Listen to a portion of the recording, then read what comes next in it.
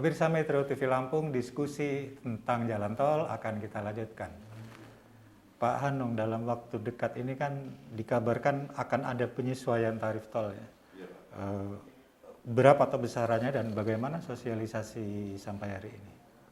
Baik Pak, kalau mengenai penyesuaian tarif tersebut, kami kan mengikuti arahan dari Kementerian PUPR Pak. Di situ ada BPJT, Badan Pengatur Jalan Tol, dan ada Direktorat Jalan Bebas Hambatan yang akan menilai apakah SPM kita ini sudah terpenuhi atau belum, sehingga setelah penilaian tersebut beliaulah yang akan, Pak Menteri dalam hal ini, akan memutuskan kapan itu penetapannya.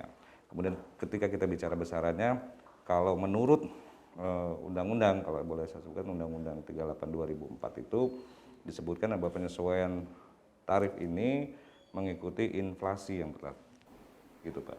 Inflasi masing-masing daerah ya? Inflasi masing-masing daerah di mana BUJT itu berada. Jadi tidak dipukul rata kenaikan tarif? Tidak, ya?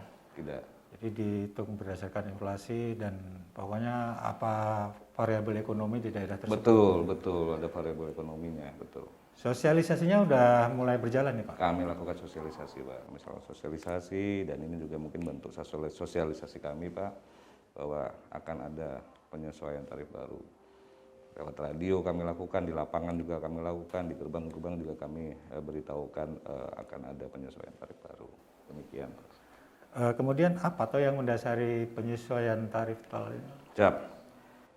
Ini yang menjadi pertanyaan banyak pihak ya Pak ya. Apa sih yang mendasari adanya penyesuaian ini? Penyesuaian ini kami berangkat dari Undang-Undang Nomor 38 Tahun 2004 Pak, Pasal 48. Di situ disebutkan kalau tidak salah bahwa dilakukan evaluasi dan penyesuaian terhadap tarif tol setiap 2 tahun sekali dan mengikuti inflasi yang berlaku. Nah, berdasarkan itulah kami kemudian, ini kan sudah 3 tahun Pak ya semenjak Kepmen tarif pertama keluar, kemudian kemarin dari Hutama Karya melakukan evaluasi bahwa akan kita lakukan dengan tarif baru, dan itu diajukan Pak ke kementerian. Jadi bukan kami, bukan semata-mata kami sendiri terus kami melakukan, enggak, kami audiensi dan evaluasi ke Kementerian PUPR. Itu dasar pergerakan kenapa adanya penyesuaian tarif. Jadi semua ini bisa dikatakan bahwa ini keputusan Jakarta gitulah kementerian ya?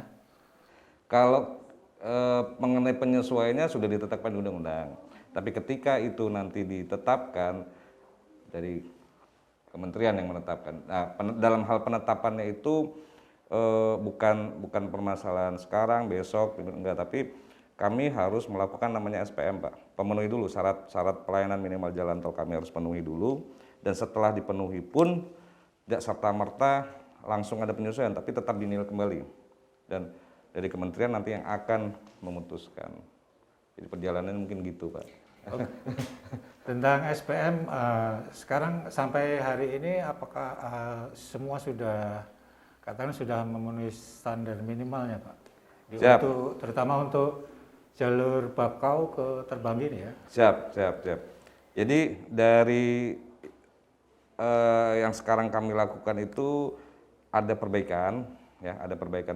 Itu perbaikan juga hasil dari audit teman-teman di kementerian, ya. Kemudian hasil audit tersebut, hasil pemeriksaan tersebut mengharuskan kami melakukan perbaikan. Itu kami perbaikan. Tapi selain daripada itu juga, kami juga melakukan peningkatan sendiri Pak. Jadi contohnya di gerbang Bako Selatan, itu gerbang Bako Selatan, supaya kan kita tahu nih kalau ketika musim lebaran itu volume kendaraan yang ke Sumatera tambah banyak. Nah, supaya dia menaikkan kapasitas yang tadinya gardu masuk hanya 2, sekarang ditambah 2, sehingga menjadi 4. Jadi kira-kira bisa dalam 1 jam itu bisa 2.000 kendaraan kalau tidak salah. 2.000 ya. kendaraan. Kemudian di gerbang Kota Baru pun sama, yang tadinya 2 masuk 2 keluar, ternyata dengan tersambungnya sampai dengan Sumatera Selatan, volume kendaraan dari Sumatera Selatan juga semakin bertambah banyak.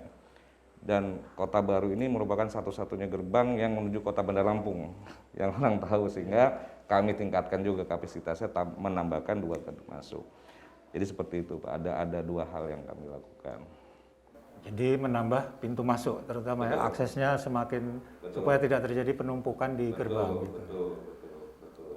Jadi kalau ada perbaikan dari kementerian secara ini berdasarkan monitoring, kemudian ada juga yang dilakukan oleh Duta Makarya sendiri. Kemudian untuk rest area gimana, Pak? Rest area seperti yang saya sebutkan tadi, bahwa yang dimasuk dalam Provinsi Lampung ini ada 17 rest area, Pak. Gitu loh. 17 area tersebut secara SPM sudah memenuhi, Pak, bahwa ada tempat ibadah, ada kamar mandi, tempat beristirahat, dan ada SPBU. Jadi secara SPM sudah terpenuhi dan sudah bisa melayani pengguna jalan yang ingin beristirahat supaya tidak kelelahan, Pak, seperti itu. Rest area sudah aman lah ya. Aman, katakan. Kami pastikan aman. Dalam arti semua fasilitasnya sudah tersedia lengkap ya. Siap, betul, Pak. Termasuk protokol kesehatan juga di situ, Pak. Pasti, Pak. Kita harus, Pak, protokol kesehatan sekarang supaya tidak terlalu banyak, Pak, ya penyebarannya. Ya. Kemudian, Pak, terkait penambahan fasilitas itu ada kabar bahwa akan ada semacam jalur baru menuju Pelabuhan Panjang tadi sempat disinggung. Apakah ini memungkinkan kira-kira? Kalau tidak salah itu sudah masuk di studi kelayakan antara kami dengan Utama Karya dengan Pemprov juga sudah banyak melakukan intens pembicaraan. Hanya tinggal mungkin pembangunannya aja, Pak. Ya, tujuannya itu dia. Sebenarnya tujuannya adalah untuk meningkatkan pergerakan ekonomi, Pak. Jadi seluruh kan sekarang terbagi dua ya kalau tidak salah pelabuhan Panjang melayani logistik saja, sehingga kecepatan dari alur logistik itu bisa lebih baik. Semangatnya itu, Pak. Ya mudah-mudahan bisa, Pak.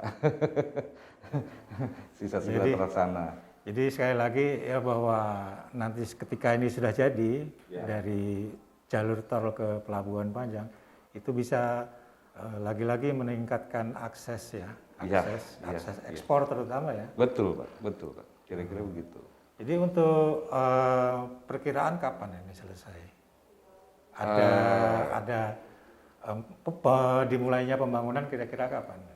1 tahun lagi atau 2 tahun lagi mungkin bisa. Mudah-mudahan secepatnya, Pak. Mudah-mudahan secepatnya karena itu dia kami ingin bahwa jalan tol yang sudah dibangun ini memang benar-benar bermanfaat terhadap provinsi di mana kami berada. Demikian, Pak Widodo. Kita juga berharap semua pembangunan ini bisa berjalan secepatnya sehingga bisa lagi-lagi mendorong perekonomian Lampung. Terima kasih Pak Hanung atas penjelasannya, sangat lengkap semua tentang kemanfaatan jalan tol bagi masyarakat khususnya Lampung. Pemirsa, kita telah berada di penghujung acara. Tetap saksikan program Ekonomi Corner di Metro TV Lampung.